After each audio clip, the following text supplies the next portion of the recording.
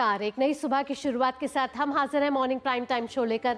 नया सवेरा, मैं हूं आपके साथ भावना नैयर। देश और दुनिया की बड़ी और अहम खबरों को लेकर हम हाजिर हैं, जहां अगले घंटे दिन भर में क्या मुख्य घटनाक्रम रहने वाले उसको आपको विस्तार से बताएंगे। जहां आज प्रधानमंत्री नरेंद्र मोदी कैसे पूर्वोत्तर भारत में व्यापार और निवेश को बढ़ाया जाए, ऐसे में rising north India investors summit 2025 का नई दिल्ली में उद्घाटन करने वाले। विस्तार से आपको बताएंगे कि कैसे विकसित भारत का ये पूर्वोत्तर भारत प्रमुख इंजन बन गया है। इसके साथ साथ खबरें होंगी पाकिस्तान की पोल खोलने के लिए और साथ ही साथ ऑपरेशन सिंदूर की सफलता पूरी दुनिया में बताने के लिए हमारा जो प्रतिनिधि मंडल है वो विदेश की यात्रा, कई देशों की यात्रा कर रहा है, जिसमें अब कनिमोझी के नेतृत्व में भी यात्रा शुरू हो चुकी है, विदेश यात्रा। और ये जो प्रतिनिधि मंडल है वो मॉस्को पहुंच चुका है। इसके साथ साथ और भी जुड़ी खबरें होंगी इस संसदीय प्रतिनिधि मंडल से जुड़ी हुई, वो भी आपको बताएंगे। इसके साथ खबरें होंगी कि उत्तर भारत में इस समय हीट वेव का अलर्ट है। कौन कौन से राज्य है जहां आज अलर्ट मोड पर रहने वाले हैं, और आप भी जान लीजिए, क्योंकि घर से निकलने से पहले इसके बारे में जानना जरूरी है। इसके साथ साथ अंतर्राष्ट्रीय खबरें होने वाली हैं, खेल जगत की खबरें होंगी, बताएंगे आपको अखबारों की सुर्खियां, जानेंगे मौसम का हाल भी। शुरुआत कर लेते हैं नया सवेरा की सुबह की सुर्खियों के साथ। प्रधानमंत्री आज नई दिल्ली में rising north east investors summit का करेंगे उद्घाटन। पूर्वोत्तर में वैश्विक और घरेलू निवेश को आकर्षित करना है सम्मेलन का उद्देश्य।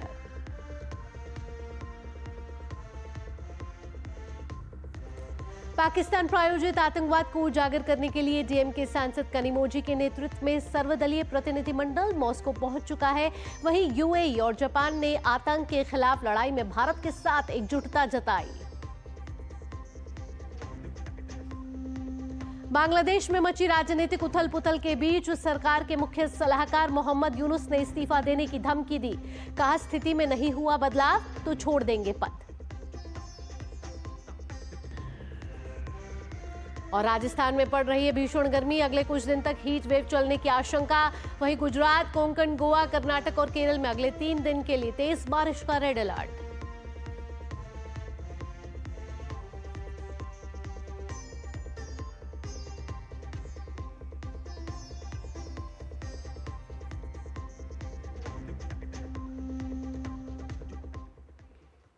पूर्वोत्तर भारत में कैसे बढ़े घरेलू और वैश्विक निवेश, इसके लिए प्रधानमंत्री नरेंद्र मोदी आज नई दिल्ली में rising north east investors summit का उद्घाटन करेंगे। इस शिखर सम्मेलन का लक्ष्य पूर्वोत्तर क्षेत्र को अवसरों की भूमि के रूप में उजागर करना और वैश्विक और घरेलू निवेश को आकर्षित करना है। इस शिखर सम्मेलन में प्रमुख हितधारक, निवेशक और नीति निर्माता एक मंच मिलने वाला है।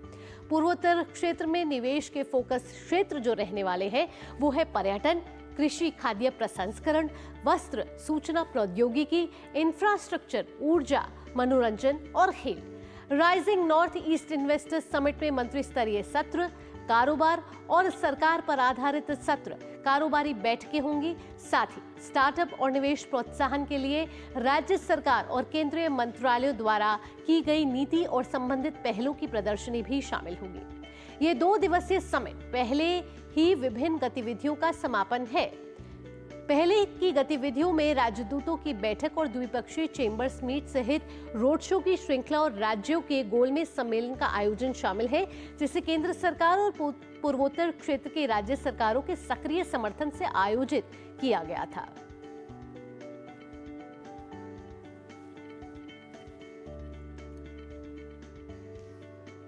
और ज्यादा जानकारी के साथ हमारे साथ इस समय हमारे संवाददाता शैलेंद्र मिश्र जुड़ गए हैं। आइए सीधा रुख करेंगे शैलेंद्र का और ताजा अपडेट ले लेते हैं। शैलेंद्र, ये पूर्वोत्तर भारत नहीं है, ये हमारी अष्टलक्ष्मी है, क्योंकि विकसित भारत का ये एक प्रमुख इंजन बन गया है।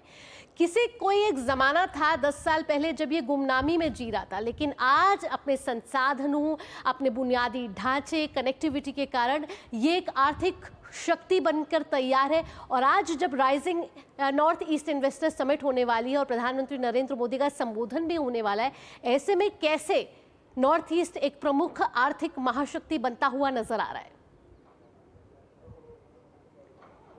देखिए, 3 महत्वपूर्ण कारक होते हैं जब कोई क्षेत्र विकास करता है। पहली बात तो वहाँ कनेक्टिविटी बेहतर हो, शांति हो और इंफ्रास्ट्रक्चर का तेज विकास हो और संभावनाएं हो। तो देखिए, उत्तर पूर्व में आप बीते दशकों में देखें तो इन चुनौतियों से खासतौर पर 2014 के बाद हमने देखा है कि बहुत तेज़ी से निपटा गया है। आज पूरा का पूरा उत्तर पूर्व एक तरह से कहें तो वो शांति के माहौल में आप देखें वहाँ विकास की जो रफ्तार है वो तेज़ी से आगे बढ़ रही। इसीलिए कृषि उत्पादों की बड़ी बात हो रही है, चूँकि हम जानते हैं कि हर्बल उत्पाद हों, रासायनिक खादों से मुक्त जो उत्पाद जिन्हें हम कहते हैं प्राकृतिक खेती, उसको बहुत बढ़ावा उत्तर पूर्व में मिला है और दुनिया भर में तो वहाँ के जो खाद्य उत्पाद है उनकी बड़ी मांग है। जैसे अदरक हो, हल्दी हो, उनसे जो उत्पाद बनते हैं उनकी दुनिया के बाज़ारों में बहुत मांग है, क्योंकि वो रासायनिक खादों से मुक्त होते हैं और स्वास्थ्य के लिए बहुत बढ़िया होते हैं। हमने देखा है कि बीते दशक में कनेक्टिविटी के मामले में, चाहे रोड कनेक्टिविटी हो या फिर नए नए हवाई अड्डों का निर्माण हो यानी एयर कनेक्टिविटी हो या फिर रेल कनेक्टिविटी हो, इसमें उत्तर पूर्व में आप देखें तो तेज़ी से विस्तार हुआ है। और हाल ही में आप देखें तो एक कैबिनेट का फैसला हुआ था जिसमें एक नई सड़क बनाने का फैसला हुआ, जिससे हम देखेंगे कि असम से बाकी उत्तर पूर्व के राज्यों में जाने का जो रास्ता है उसमें काफ़ी कम समय लगेगा और आवाजाही काफ़ी आसान होगी। तो संभावनाएं बहुत है, इस बात को मोदी सरकार बखूबी समझती है। इसीलिए इस तरह के शिखर सम्मेलनों का आयोजन किया जा रहा है, जहां एक मंच मिलेगा, जहां इंडस्ट्री के लोग, एक्सपर्ट, सरकार के नीति नियंता सब एक साथ होंगे। 2 दिन में वो चर्चा करेंगे किस सेक्टर में निवेश हो सकता है। देखिए भावना, यहाँ पे समझना होगा कि दुनिया भर में टूरिज्म एक ऐसा सेक्टर है जहां सबसे कम निवेश में सबसे ज़्यादा संभावनाएं होती है रोजगार की और विकास की। यानी सरकार की तरफ से जो प्रोत्साहन या फिर जो एक मदद की ज़रूरत होती है वो इतनी बड़ी नहीं होती है जितना एक तरह से उसका फ़ायदा होता है। यानी 1 रुपया लगाएंगे आप तो सबसे ज़्यादा फायदा टूरिज्म सेक्टर में होता है। दुनिया के कई देश इस मॉडल पर आगे बढ़े हैं और हम जानते हैं कि उत्तर पूर्व में पर्यटकों की संख्या बढ़े, न केवल भारतीय लोग बल्कि दुनिया भर से लोग वहाँ जाएं, एक से एक खूबसूरत जगह है, पहाड़ी है, उस दिशा में बहुत तेज़ी से काम हो रहा है। तो इसलिए भी ये समिट बहुत महत्वपूर्ण है, शिखर सम्मेलन बहुत महत्वपूर्ण है। इसके साथ साथ शैलेंद्र, हमने देखा है कि पिछले 10 सालों में बजटरी एलोकेशन भी पूर्वोत्तर भारत को कई गुना बढ़ा है। ऐसे में अब पूर्वोत्तर भारत जो है वो एक आर्थिक केंद्र बन गया है, सिर्फ घरेलू उत्पादों का नहीं बल्कि वैश्विक मंचों पर भी, विश्व में भी इसके कई ऐसे उत्पाद हैं जो एक्सपोर्ट किए जा रहे हैं। ऐसे में आप मानते हैं कि इस वर्तमान की जो सरकार है इसने नॉर्थ ईस्ट पर सबसे ज़्यादा फोकस किया ताकि इसके जो नेचुरल रिसोर्सेज है, कनेक्टिविटी है या और ऐसे क्षेत्र हैं वो उभर कर आ सके बाहर? देखिए, प्रधानमंत्री नरेंद्र मोदी की अगुवाई में एक बहुत महत्वपूर्ण फैसला हुआ था कि केंद्रीय मंत्री उत्तर पूर्व का दौरा करेंगे और हमने देखा कि गाँव में रात बिताई एक बड़े सरकारी अमले ने और दिल्ली को बिल्कुल एक तरह से वहाँ एक तरह से कहें कि ज़मीन पर ले गए। तमाम लोगों से वो जो कनेक्टिविटी या फिर जो दूरी की बात कही जाती थी वो ख़त्म हो गई, इस लिहाज से कि सरकारी पूरा दिल्ली का अमला वो किसी उत्तर पूर्व के गांव में बैठा था तो वो बेहतर समस्या समझ पाया और उससे योजनाएं बनाने में तो मदद मिली ही। आप अगर केंद्र सरकार के अलग अलग मंत्रालयों के बजट का आवंटन देखें और उसमें जो उत्तर पूर्व को हिस्सा मिला है तो वो बढ़ा है। चाहे राजमार्ग की बात करें, चाहे उत्तर पूर्व के लिए एक अलग मंत्रालय एनडीए सरकार ने ही गठित किया था, जब अटल बिहारी वाजपेयी की अगुवाई वाली केंद्र में सरकार थी तभी उत्तर पूर्व पर एक फोकस गया था। लेकिन प्रधानमंत्री नरेंद्र मोदी की जो सरकार 2014 में बनी तब हमने उसको एक बड़ी रफ्तार मिलते हुआ देखा है। आप चाहे केंद्र सरकार के बजटरी एलोकेशन को देखें या फिर जो राज्यों में सरकारें हैं, एनडीए की सरकारें अधिकतर राज्यों में हैं, असम हो या बाकी राज्य, उनका भी जो बजट आवंटन है, जो कुल बजट का जो आकार है वो बीते वर्षों में एक दशक में बढ़ा है।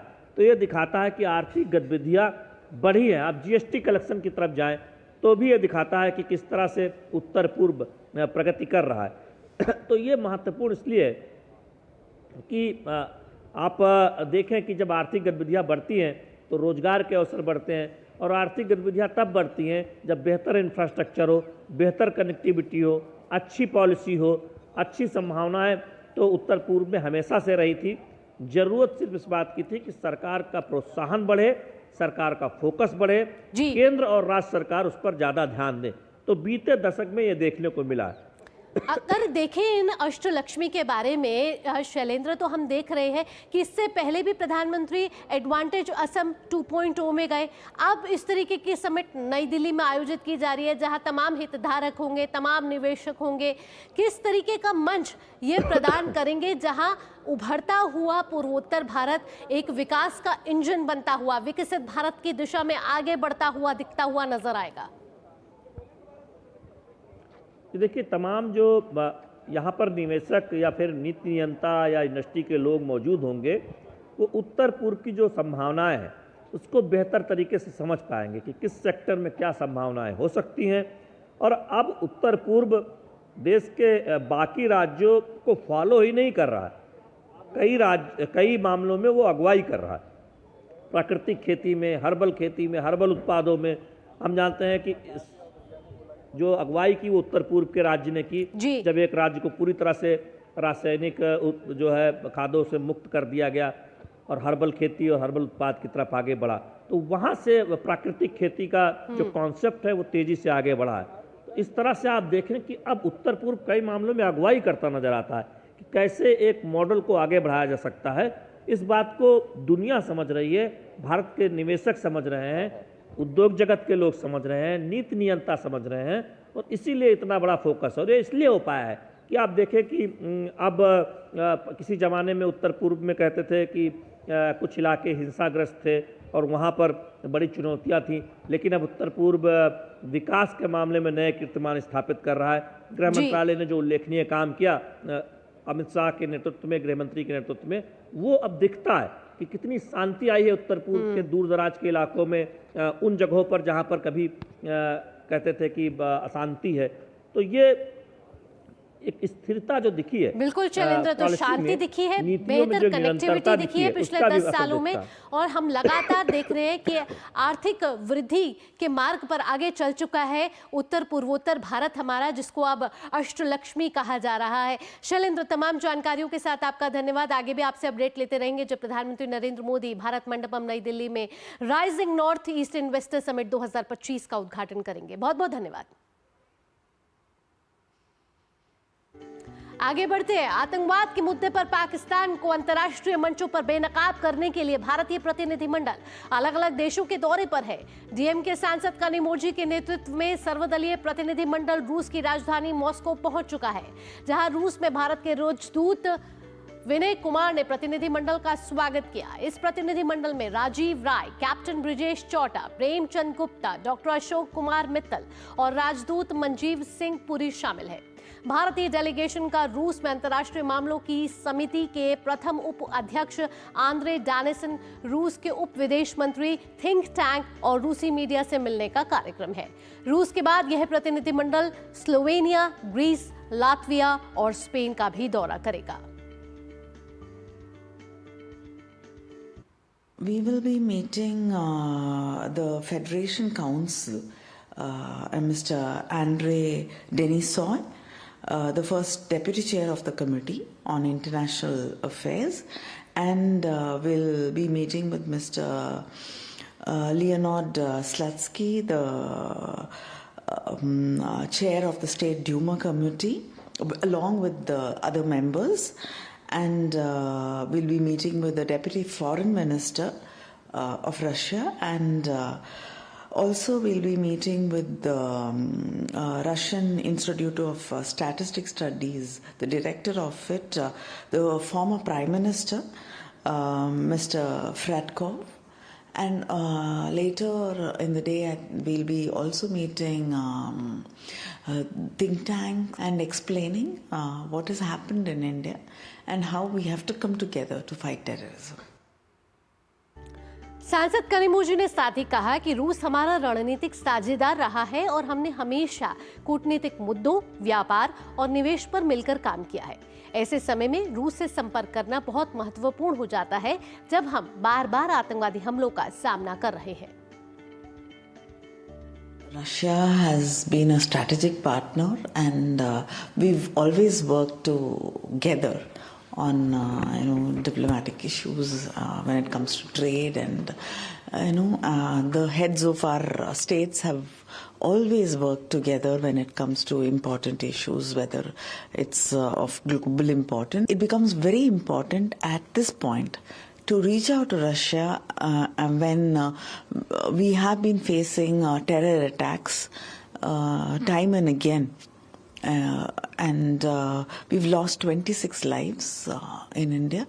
So the government of India and the Prime Minister have decided that MPs from across the country, from different parties, have been sent to represent the Indian stand on against terrorism.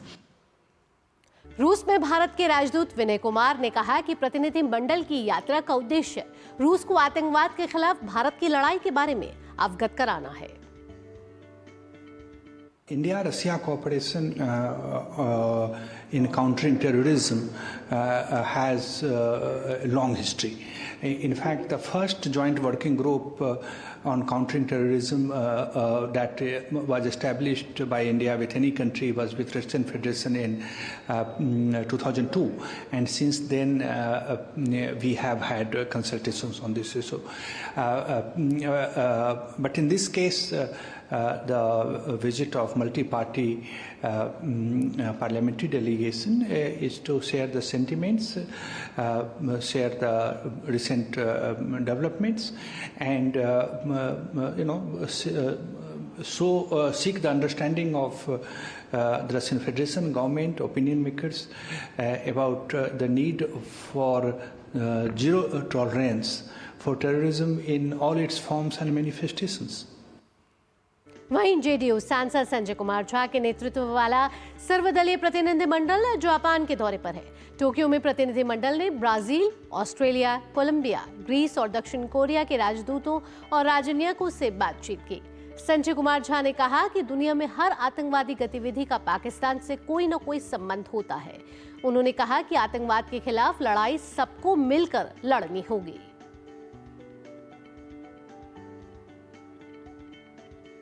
Every terrorist activity in the world has some or other link in Pakistan. So this time, our Prime Minister has also said it's a new normal. It's enough is enough. You cannot talk anymore now. If anything happens to our citizens, we will hit back. We will retaliate. And we came here, as he explained, I come from the state Bihar, where Buddhism born. Buddhism is for ahimsa, for peace. We have largest Muslim population after Indonesia. Shiv Sena सांसद श्रीकांत शिंदे के नेतृत्व में सर्वदलीय प्रतिनिधिमंडल ने Abu Dhabi में कई उच्च स्तरीय बैठकों में भाग लिया है। यूएई रक्षा समिति के अध्यक्ष अली राशिद अल नूमी, सहिष्णुता मंत्री शेख नहयान और अबू धाबी में राष्ट्रीय मीडिया कार्यालय के महानिदेशक डॉक्टर जमाल मोहम्मद ओबेद अल काबी से मुलाकात की। श्रीकांत शिंदे ने कहा कि यूएई के समकक्षों के साथ बहुत ही सार्थक बैठक हुई है। यूएई आतंकवाद के खिलाफ भारत के साथ पूरी प्रतिबद्धता के साथ कंधे से कंधा मिलाकर खड़ा है।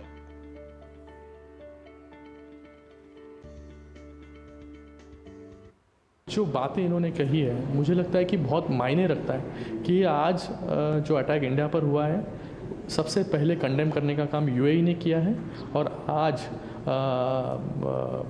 Minister for tolerance Sheikh Nahyan ji and the chairman for defense committee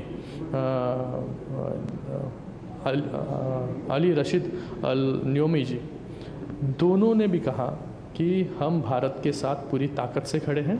Bharat में जिस प्रकार से हमला हुआ है उसकी हम निंदा करते हैं कड़ी शब्दों में, और सबसे पहले कंडेम करने वाले यूएई थे।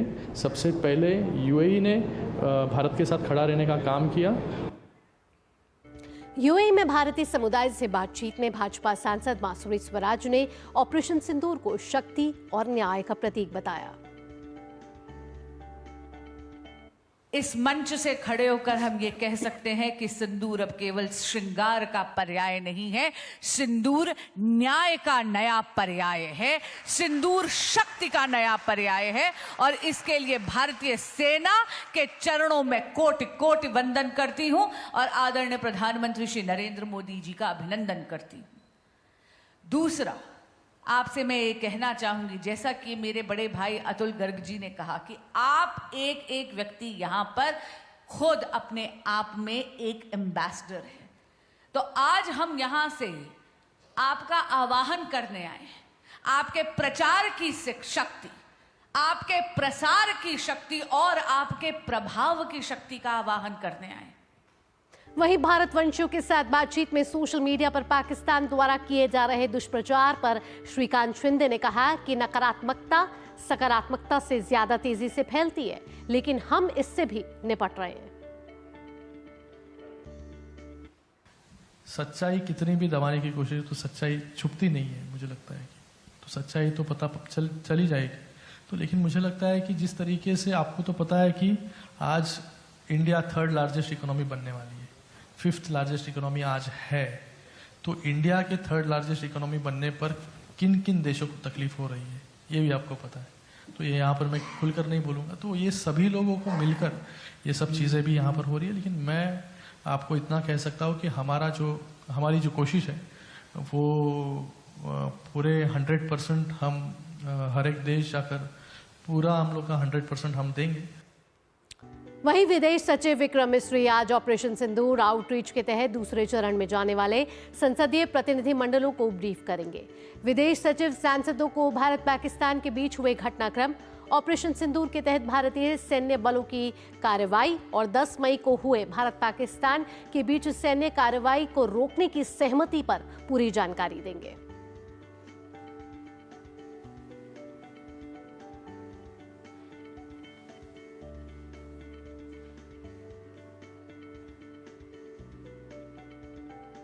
तो ये 7 प्रतिनिधि मंडल है, सर्वदलीय प्रतिनिधि मंडल, जो दुनिया के अलग अलग कोने में जाकर ऑपरेशन सिंदूर की सफलता और आतंकवाद के खिलाफ भारत की जीरो टॉलरेंस नीति के बारे में दुनिया को अवगत करा रहे हैं। और हम देख रहे हैं कि जो भी प्रतिनिधि मंडल इस समय दुनिया के कोने कोने में है, वहां उन देशों से भारत को समर्थन मिल रहा है और आतंकवाद के खिलाफ भारत की प्रतिबद्धता की सराहना की जा रही है। हमारे साथ हमारे संवाददाता ऋषि कुमार जुड़ने वाले हैं, लेकिन ले रहे हैं एक छोटा सा ब्रेक के बाद अपने संवाददाता ऋषि से बात करेंगे और जानेंगे कि आज विदेश सचिव विक्रम मिस्री किस तरीके से और कौन कौन मुद्दों पर विस्तार से ब्रीफ करने वाले।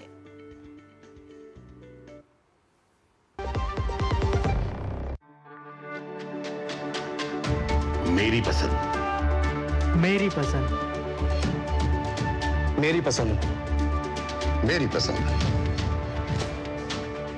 हमारी पसंद, हम सबकी पसंद। मजबूत देश का मजबूत सरिया हो गया स्टील। विभाग अनेक, कंप्लेंट बॉक्स 1।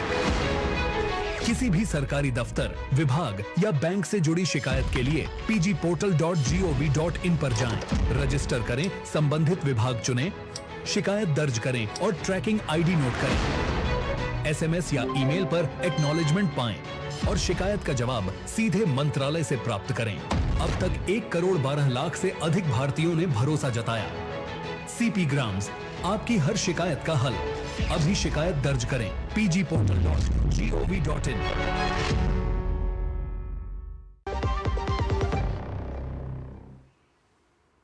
ब्रेक के बाद आपका स्वागत है। और ब्रेक से जाने से पहले हम आपको बता रहे थे कि कैसे भारत पाकिस्तान के भ्रामक प्रोपेगेंडा की पोल खोल रहा है दुनिया के सामने और कैसे पाकिस्तान ने आतंकवाद को पनाह दे रखी है, इसके बारे में भी दुनिया को अवगत करा रहा है। अपने सर्वदलीय प्रतिनिधि मंडल जो हमारा है विदेश के अलग अलग कोनों में इस समय है। हमारे साथ इस समय ऋषि कुमार हमारे संवाददाता जुड़ गए हैं ज्यादा जानकारी के साथ। ऋषि, आपसे जानना चाहेंगे ये जो 7 सर्वदलीय प्रतिनिधि मंडल है उनमें से 3 प्रतिनिधि मंडल जो है वो अलग अलग अलग अभी दुनिया के कोने कोने में है, जापान में है, मॉस्को में है, फिर यूएई में है, और हर तरफ से, दुनिया के हर कोने से भारत को इस समय समर्थन मिल रहा है और दुनिया के हर कोने से एक ही स्वर में आवाज आ रही है कि आतंकवाद को पनपने नहीं देंगे। और अगर पाकिस्तान ने इस आतंकवाद को पनाह दी है, बोया है, जन्मा है, तो इसको खत्म करना दुनिया की एकजुटता भी है, क्योंकि प्रधानमंत्री नरेंद्र मोदी हमेशा से कहते हैं वसुधैव कुटुंबकम।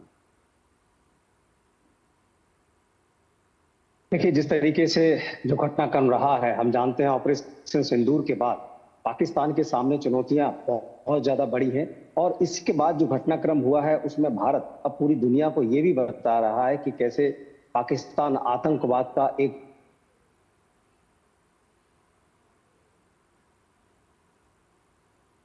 बहुत बड़ा केंद्र बन चुका है और शुरू से ही जिस तरीके से काम कर रहा है, जहां पर डेमोक्रेसी नाम की चीज नहीं है और जो पूरी तरीके से आतंकियों के साए में है और जो कह सकते हैं कि आतंकवाद को पालने और पोसने का काम पाकिस्तान ने जो किया है,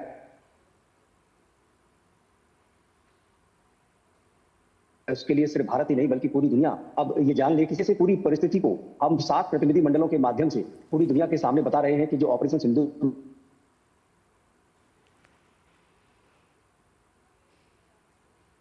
हुआ है उसमें भारत ने किस तरीके से अपनी संयम और अपनी कि हम किसी के ऊपर हमला नहीं करते हैं, लेकिन अपनी सुरक्षा और संरक्षा के लिए पूरी तरीके से प्रतिबद्ध भी रहते हैं।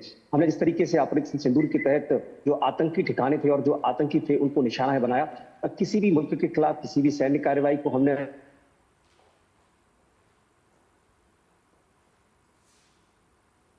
अंजाम नहीं दिया और ना ही किसी भी तरीके से नागरिकों को यही है, जैसे कि आपने कहा कि वसुधैव कुटुंबकम की जो नीति है हम उसी को आगे बढ़ाते हैं। भारत बुद्ध की भूमि भी है और इस पूरे घटनाक्रम को पूरी दुनिया के सामने इस मायने में भारत अपनी नीतियों के तौर पर उसी नीति को दोहरा रहा है कि किस तरीके से भारत एक शांति प्रिय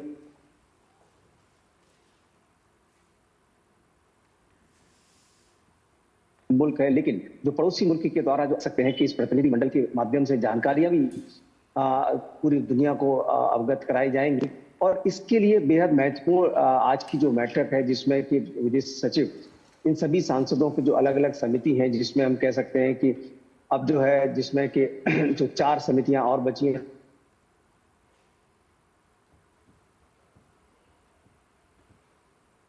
सात समितियां बनाएंगे जिसमें कि 4 समितियां और बची हैं, उसको एक बार फिर से सदस्यों को, सांसदों को विदेश सचिव के माध्यम से उसको जानकारी दी जाएगी और भारत का जो एजेंडा है उसको कैसे आगे बढ़ाना है सशक्त तरीके से, ये सभी रणनीति आज की बैठकों में उसकी चर्चा की जाएगी। जी बहुत बहुत धन्यवाद ऋषि इन तमाम अपडेट के लिए। तो हमारे संवाददाता ऋषि कुमार हम तक ये जानकारी दे रहे थे कि एक तरफ ये जो 3 सर्वदलीय प्रतिनिधि मंडल है वो दुनिया के कोने कोने में है, जापान में है, यूएई में है और मॉस्को भी कनिमोजी का प्रतिनिधि मंडल जो है सर्वदलीय प्रतिनिधि मंडल वो वहाँ पहुँच चुका है। और ऐसे में जो 4 प्रतिनिधि मंडल बचे हैं उनमें विदेश सचिव विक्रम मिस्री आज उन सभी को ब्रीफ करेंगे कि कैसे ऑपरेशन सिंदूर की सफलता दुनिया तक ये संदेश पहुँचाना है और प्रधानमंत्री नरेंद्र मोदी का जो विजन है कि ये युद्ध का तो नहीं है लेकिन आतंकवाद का सहने का भी नहीं है। आगे बढ़ते हैं, विदेश मंत्री डॉक्टर एस जयशंकर जर्मनी के दौरे पर है और विदेश मंत्री ने बर्लिन में जर्मन के बुंडेस्टैग के सदस्यों के साथ मुलाकात की है और भारत जर्मनी संबंधों के निरंतर विकास पर चर्चा हुई है। इस दौरान आतंकवाद का मुकाबला करने की भारत की दृढ़ प्रतिबद्धता पर भी चर्चा हुई है। आइए कुछ अन्य महत्वपूर्ण खबरों का भी रुख कर लेते हैं, जिसमें केंद्रीय गृह एवं सहकारिता मंत्री अमित शाह ने दिल्ली में यमुना की सफाई, पीने के पानी और सुवेज व्यवस्था को लेकर उच्च स्तरीय बैठक की अध्यक्षता की है। उन्होंने निर्देश दिए हैं कि इन मुद्दों पर हॉलिस्टिक अप्रोच के साथ काम किया जाए। अमित शाह ने कहा कि यमुना केवल एक नदी नहीं है, आस्था का प्रतीक है और इसकी सफाई मोदी सरकार की प्राथमिकता है। उन्होंने जल शक्ति मंत्रालय को सभी सुवेज ट्रीटमेंट प्लांट्स यानी कि STPs के लिए स्टैंडर्ड ऑपरेटिंग प्रोसीजर SOP बनाने के लिए कहा है ताकि उनकी गुणवत्ता, रखरखाव और डिस्चार्ज मानदंड तय हो। ये SOP अन्य राज्यों के साथ भी साझा की जाएगी। उन्होंने निर्देश दिया है कि यमुना पीने के पानी और ड्रेनेज को लेकर जो भी योजना बने वे अगले 20 सालों की जरूरतों को ध्यान में रखकर तैयार हो। दिल्ली जल बोर्ड की अहम भूमिका को देखते हुए इसके सशक्तिकरण और खाली पदों को तुरंत भरने पर जोर दिया गया है। अमित शाह ने दिल्ली में जल आपूर्ति बढ़ाने, पाइपलाइन लीकेज रोकने और जल वितरण ढांचे को मजबूत करने के लिए भी निर्देश दिए हैं। साथ ही नालों से गाद निकालने और हटाने के लिए वर्ल्ड क्लास तकनीक के उपयोग पर भी बल दिया है। बैठक में केंद्रीय आवासन मंत्री मनोहर लाल, जल शक्ति मंत्री CR पाटिल, दिल्ली की मुख्यमंत्री रेखा गुप्ता और केंद्र राज्य सरकारों के कई वरिष्ठ अधिकारी मौजूद रहे।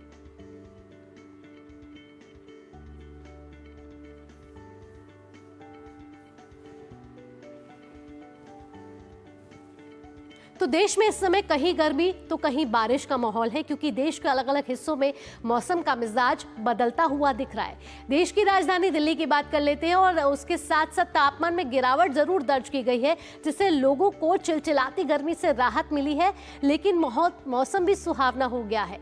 मौसम विभाग ने अगले 5 से 7 दिनों तक तेज बारिश की संभावना जताते हुए करीब 15 से अधिक राज्यों के लिए बारिश की चेतावनी जारी की है।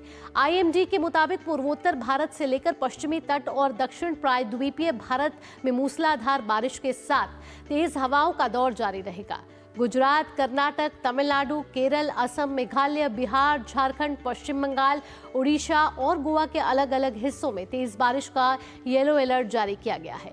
वहीं महाराष्ट्र के कुछ भाग, कोंकण, मध्य प्रदेश के कुछ हिस्सों में भारी बारिश की आशंका को देखते हुए ऑरेंज अलर्ट जारी किया गया है।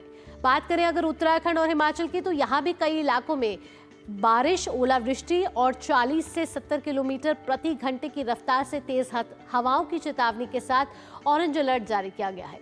मौसम के प्रकोप से बचने के लिए लोगों को सतर्क रहने का आग्रह भी किया गया है।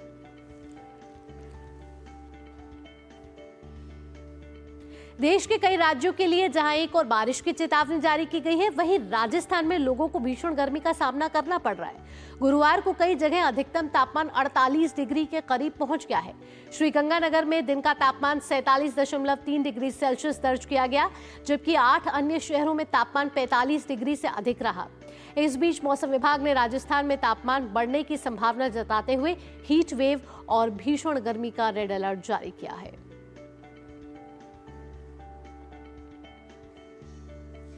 तो देश के कई हिस्सों में इस समय बारिश का मौसम झेलना पड़ रहा है, वहीं कहीं हीट वेव और भीषण गर्मी का एहसास हो रहा है, जिसमें राजस्थान में तापमान 48 डिग्री के पार पहुंच चुका है। कई इलाकों में वहां भीषण गर्मी का रेड अलर्ट जारी किया गया है। लोगों को सलाह दी गई है कि दोपहर के समय वो घर के अंदर ही रहें। इसके साथ साथ अगर दिल्ली और NCR की बात की जाए तो पिछले कुछ दिनों में बारिश हुई है, जिससे चिलचिलाती गर्मी से राहत जरूर मिली है, लेकिन जनजीवन जरूर अस्त व्यस्त हुआ, ट्रैफिक को जरूर डाइवर्ट करना पड़ा। इसके अलावा अगर दक्षिण भारत की बात की जाए तो यहाँ कई जगहों पर बारिश हो रही है। वहीं मध्य भारत की बात की जाए तो वहाँ पर भी कई राज्यों में इस समय बारिश हो रही है। इसके साथ साथ आपको बता दें कि राजस्थान में इस समय भीषण गर्मी पड़ी हुई है और इसके साथ उत्तर प्रदेश में भी भीषण गर्मी का अलर्ट जारी किया गया है। श्रीगंगानगर में कल का तापमान की बात की जाए तो 47 डिग्री के पार कर गया।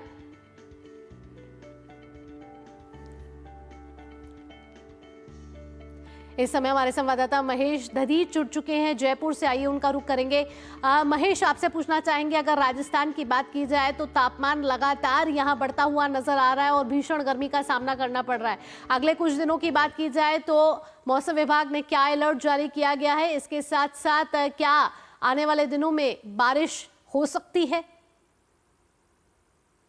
बिल्कुल, देखिए जानकारी देना चाहूंगा कि इस समय में राजस्थान में भीषण गर्मी का दौर लगातार जारी है। तापमान करीब 48 डिग्री सेल्सियस तक पहुंच रहा है। यानी अगर हम श्रीगंगानगर जिले की बात करें तो वहां पर 47 डिग्री से अधिक जो तापमान है वो दर्ज किया गया है। 47.6 डिग्री सेल्सियस तापमान श्रीगंगानगर का कल का रहा है।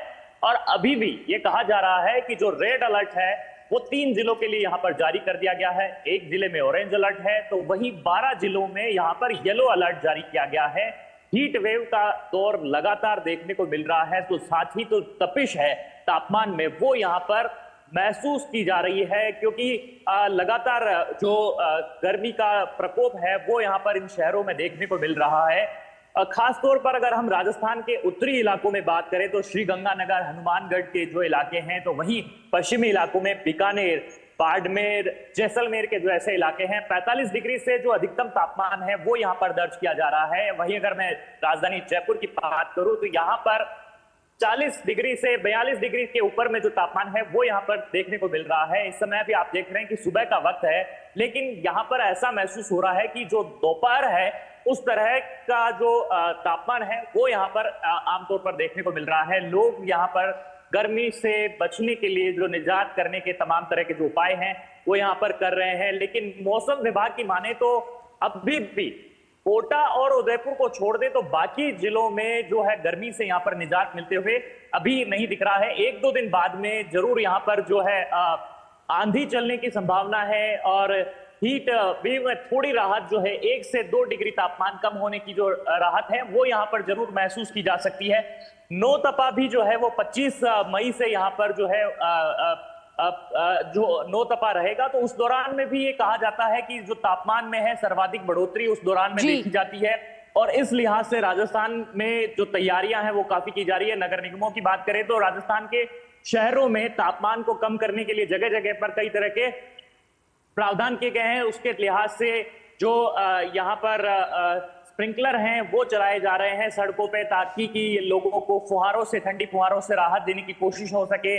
ट्रैफिक लाइट्स के वहां पर ग्रीन नेट के प्रबंध किए गए हैं, जगह जगह पर वाटर कूलर लगाए जा रहे हैं और साथ ही में पशु पक्षियों के लिए जो परिंदे बांधने का काम है वो समाजसेवी संस्थाओं द्वारा, नगर निगमों के द्वारा वो यहाँ पर लगातार किया जा रहा है। देखिए, इस बार मई की जो शुरुआत रही है राजस्थान में वो काफी यहाँ पर राहत देने वाली रही है। आमतौर पर जब हम देखते हैं कि मई जून के जो महीने रहते हैं और शुरुआती महीनों में ही काफी जो है गर्मी यहाँ पर देखने को मिलती है, लेकिन इस बार मई के महीने की जो शुरुआत रही है वो पश्चिमी विक्षोभ के कारण काफी राहत भरी रही, तापमान में काफी कमी देखी गई। लेकिन अब जब कि मध्य मई के आगे जब हम बढ़ रहे हैं तब यहाँ पर गर्मी जो है वो अपना प्रकोप दिखाती हुई नजर आ रही है। जी, तो राजस्थान की बात करें महेश, तो यहाँ भीषण गर्मी का प्रकोप इस समय जारी है, लोगों का हाल बेहाल है गर्मी से। यहाँ हमारे साथ चंद्रशेखर भी जुड़े हुए हैं नई दिल्ली से, उनका रुख करेंगे। चंद्रशेखर, अगर दिल्ली एनसीआर की बात करें तो पिछले दिनों जो बारिश हुई है उससे गर्मी से जरूर राहत मिली है, लेकिन अगर आने वाले दिनों की बात की जाए तो IIMD ने क्या अनुमान लगाया है?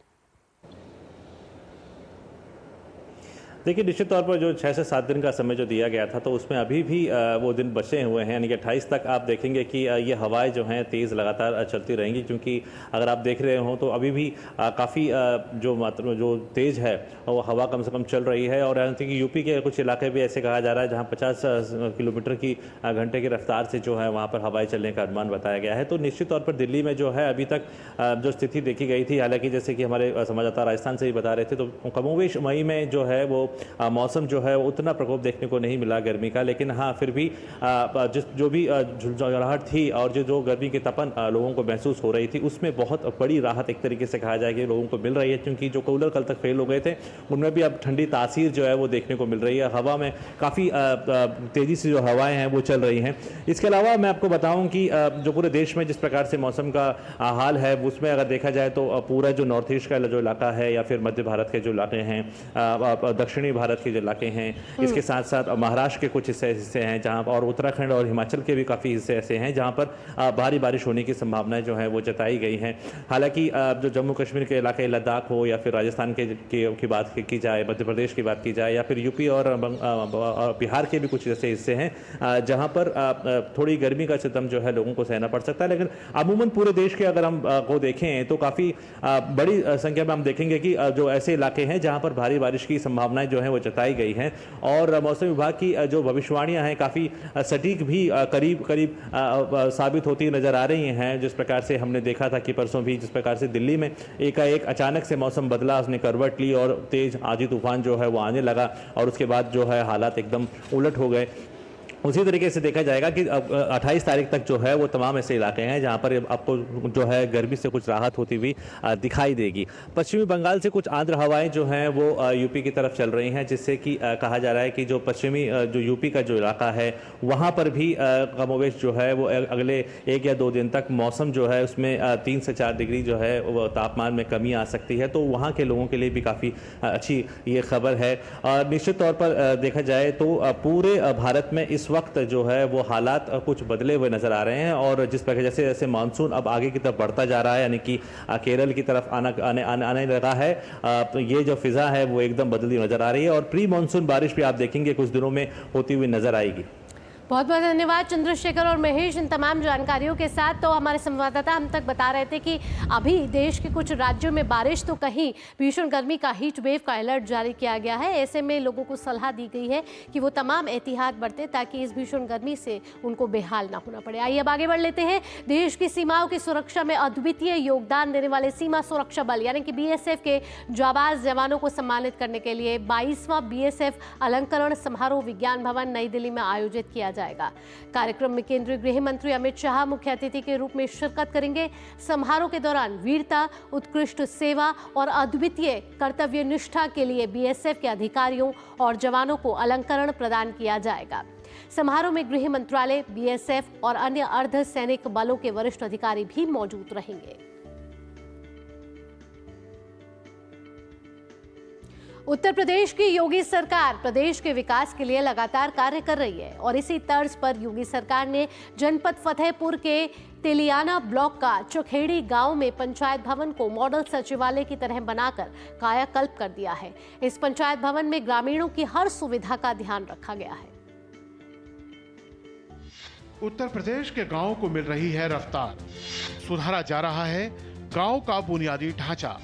उत्तर प्रदेश सरकार की योजनाओं का उद्देश्य ग्रामीण अर्थव्यवस्था को सशक्त बनाना। फतेहपुर का चखेड़ी गांव बना विकास की जीती जागती मिसाल।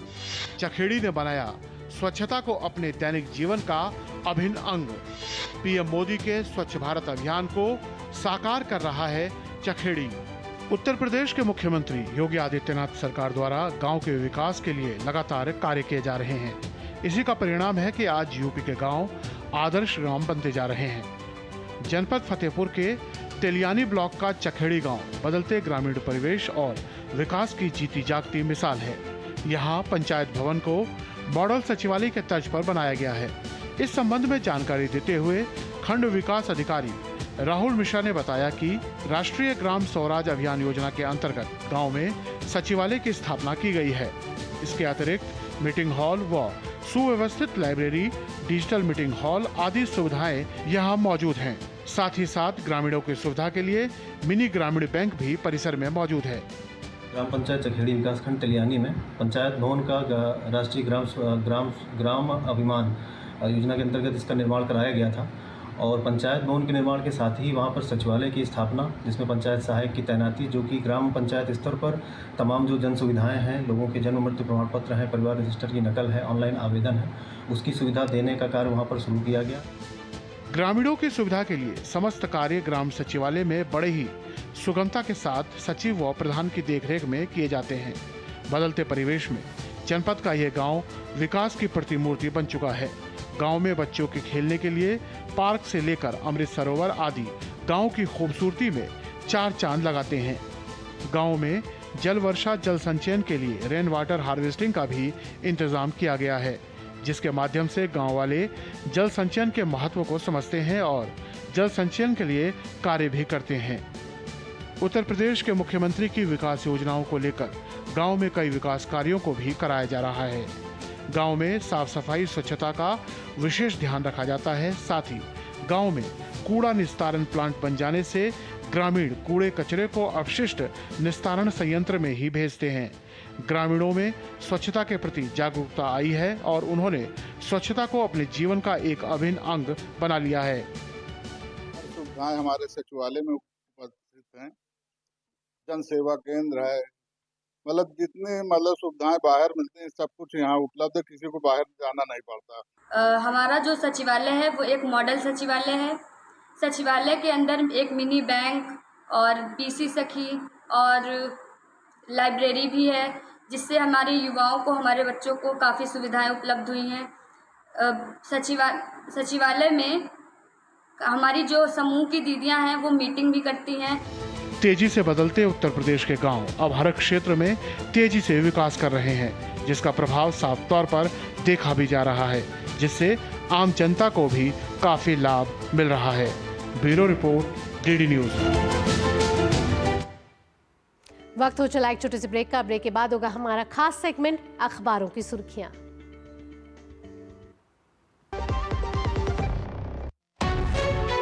विभाग अनेक, कंप्लेंट बॉक्स एक। किसी भी सरकारी दफ्तर, विभाग या बैंक से जुड़ी शिकायत के लिए pgportal.gov.in पर जाएं, रजिस्टर करें, संबंधित विभाग चुनें, शिकायत दर्ज करें और ट्रैकिंग आईडी नोट करें। एसएमएस या ईमेल पर एक्नॉलेजमेंट पाएं और शिकायत का जवाब सीधे मंत्रालय से प्राप्त करें। अब तक 1 करोड़ 12 लाख से अधिक भारतीयों ने भरोसा जताया। सीपी ग्राम्स, आपकी हर शिकायत का हल।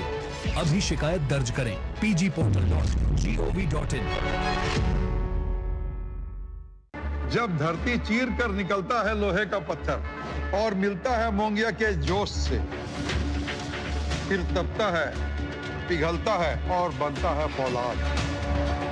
अब होता है सरिया सारी खूबियों के साथ।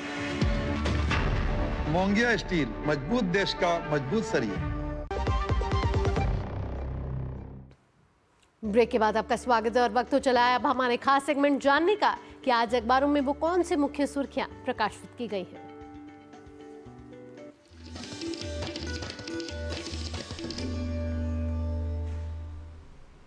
अखबारों की सुर्खियां जानने के लिए सीधा लिए चलते हैं आपको हमारे स्टूडियो, जहां मौजूद है मेरी सहयोगी संध्या शर्मा। संध्या, सुप्रभात। अगर आज के अखबारों की बात करें तो वो कौन सी प्रमुख खबरें हैं जिन्हें आज अखबारों में जगह मिली है? सुप्रभात भावना। अखबारों की सुर्खियों की शुरुआत करते हैं। प्रधानमंत्री नरेंद्र मोदी ने कल जब किस तरह से साफ तौर पर कड़े शब्दों में पाक के नापाक इरादों को लेकर के बात कही और आज के अखबारों में इसे हेडलाइन के साथ पहले पेज पर ही प्रकाशित किया गया है। प्रधानमंत्री नरेंद्र मोदी ने अपने वक्तव्य में कल साफ तौर पर कहा कि मेरा दिमाग ठंडा लेकिन नसों में लहू नहीं, गर्म सिंदूर बहता है। और भी कई बड़ी बातें प्रधानमंत्री नरेंद्र मोदी ने अपने वक्तव्य में कही। उन्होंने कहा कि सेना की तारीफ करते हुए कि तीनों सेनाओं ने मिलकर एक ऐसा चक्रव्यूह रचा कि पाकिस्तान को घुटने टेकने के लिए मजबूर कर दिया। तो इस खबर को आज प्रमुखता के साथ लिया गया है। सभी अखबारों में आज ये खबर हमें देखने को मिली है। अगली खबर की बात करें तो आपको बता दें कि आतंकवाद के खिलाफ जिस तरह से भारत लगातार लड़ाई लड़ रहा है तो भारत को जापान और यूएई का साथ मिला है। इस खबर को हरिभूमि अखबार ने अपने पहले पेज पर लिया है और बताया कि भारत के 2 सर्वदलीय प्रतिनिधि मंडलों के समक्ष दोनों देशों ने मजबूती के साथ इसकी घोषणा की है। आपको बताएं कि 3 सर्वदलीय प्रतिनिधि मंडलों की यात्रा जारी है और इसी कड़ी में ये खबर प्रकाशित है। पाकिस्तान को बेनकाब करने के लिए भारत का सर्वदलीय प्रतिनिधि मंडल दुनिया के तमाम बड़े देशों में जाकर पाकिस्तान की करतूतों को उजागर कर रहा है, तो इस खबर को लिया गया है। अगली खबर आपको बताएं कि ऑपरेशन सिंदूर में किस तरह से 3000 अग्निवीरों का शौर्य भी चमका और इस खबर को दैनिक जागरण अखबार ने लिया है और बताया है कि किस तरह से भारतीय सेना के अग्निवीरों ने असाधारण शौर्य और साहस का प्रदर्शन किया और साथ ही साथ अग्निवीरों ने एक तरफ जहां दुश्मनों के ठिकानों को ध्वस्त करने में महत्वपूर्ण भूमिका निभाई तो वहीं पाकिस्तानी हमलों से रक्षा करते हुए कवच बनकर भी वो उभरे हैं। अगली खबर आपको बता दें जिसमें विदेश मंत्री ने कहा है कि भारत आतंकवाद का अंत चाहता है। डॉक्टर एस जयशंकर ने ये बात कही, नीदरलैंड के प्रसारक को साक्षात्कार देते हुए ये बात कही। उन्होंने कहा कि अगर फिर आतंकी हमला किया तो पाकिस्तान को करारा जवाब दिया जाएगा। जी, तो यहाँ इस वक्त की एक बड़ी खबर आ रही है, आइए सीधा उसका रुख कर लेते हैं। जम्मू कश्मीर से जुड़ी एक खबर है। पुंछ में नार्को टेरर फंडिंग केस में एसआईए यानी कि स्टेट इन्वेस्टिगेटिव एजेंसी की बड़ी कार्रवाई देखने को मिल रही है। जम्मू कश्मीर के पुंछ में एसआईए की ताबड़तोड़ छापेमारी इस समय चल रही है। सुबह से छापेमारी चल रही है। नार्को आतंकवाद फंडिंग मामले में चल रही है ये जांच एसआईए की और आतंकियों और स्थानीय नेटवर्क के बीच फंडिंग लिंक की ये जांच है, जिसमें एक संदिग्ध आतंकी से जुड़े घर पर भी छापा पड़ा है। कई ठिकानों पर एक के साथ एक दबिश चल रही है। एसआईए को मिल सकते हैं इस छापेमारी में अहम सुराग।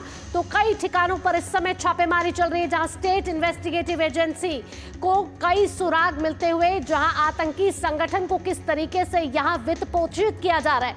इस टेरर फंडिंग केस में एसआईए की बड़ी कार्रवाई, जहां पुलिस के एसआईए ने जांच में यह पता चलाया है कि जम्मू कश्मीर के कई इलाकों में हम देख रहे हैं कि छापेमारी चल रही है। पिछले दिनों भी हमने देखा था कि कुपवाड़े में भी छापेमारी हुई थी, जहां 10 जगहों पर छापेमारी की थी, वो भी इसी से जुड़ा मामला था, जब टेरर फंडिंग के से जुड़े लिंक का संदेह लगाया जा रहा है और उसकी पड़ताल इस समय कर रही है एसआईए की टीम। जहां आप देख रहे हैं तस्वीरों के जरिए कि एसआई की टीम कई जगहों पर छापेमारी करने सुबह सुबह पहुंची है और इस छापेमारी में नार्को टेरर फंडिंग मामले पर कई जगहों पर कई व्यक्तियों पर संदेह जताया जा रहा है और एक के बाद एक दबिश भी चल रही है। कई ठिकानों पर एक साथ इस समय दबिश चल रही है। एसआईए की टीम की ये बड़ी कार्रवाई जम्मू कश्मीर में हम देख रहे हैं कि कैसे आतंकी संगठनों को ये वित्त पोषित किया जाता है। ऐसे में ये जांच एसआईए की टीम कर रही है, जिसमें एसआईए को बड़े सुराग यहां मिलते हुए नार्को टेरर फंडिंग केस में एसआईए की बड़ी कार्रवाई जो पुंछ इलाके में आज चल रही है।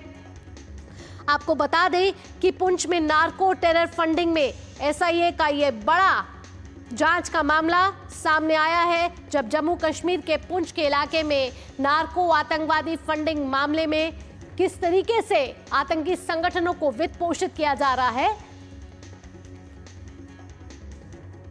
और एक संदिग्ध व्यक्ति से जुड़े घर पर भी छापा पड़ चुका है। आइए आगे बढ़ते हुए आप देख लेते हैं दुनिया भर की कुछ खास खबरें।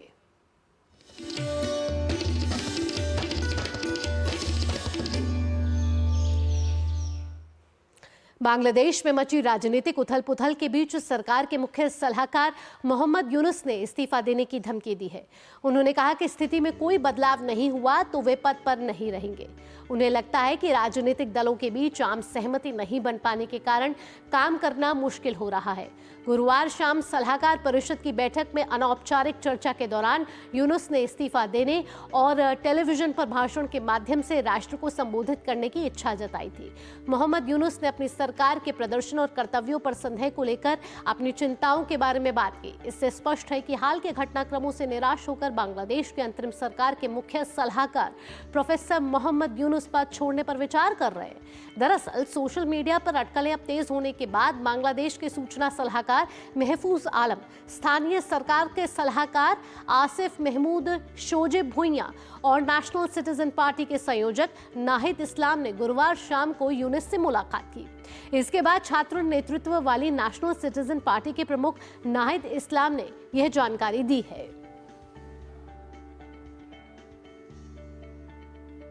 तो बांग्लादेश में इस समय राजनीतिक अस्थिरता का माहौल। बांग्लादेश में राजनीतिक उथल-पुथल के बीच खालिदा जिया की पार्टी बांग्लादेश नेशनलिस्ट पार्टी यानी कि बीएनपी ने अंतरिम सरकार से समर्थन वापस लेने की धमकी भी दे डाली है। बीएनपी ने सख्त चेतावनी देते हुए कहा है कि अगर दिसंबर में अगले आम चुनाव कराने के लिए कोई खास रोड मैप तुरंत घोषित नहीं किया गया तो उसे अंतरिम सरकार के साथ अपने सहयोग पर पुनर्विचार करने के लिए मजबूर होना पड़ सकता है। बीएनपी की स्थायी समिति के सदस्य डॉक्टर खांडेकर मुशर्रफ हुसैन ने कहा कि इस अंतरिम सरकार का प्राथमिक एजेंडा लोगों की सर्वोच्च आकांक्षा को पूरा करना होना चाहिए। मुशर्रफ हुसैन ने अंतरिम सरकार से कुछ विवादास्पद सलाहकारों को तुरंत हटाने की भी मांग कर दी है। आइए अब बात कर लेते हैं मिजाज मौसम की। जानते हैं ग्राफिक्स के जरिए आपके शहर का न्यूनतम और अधिकतम तापमान।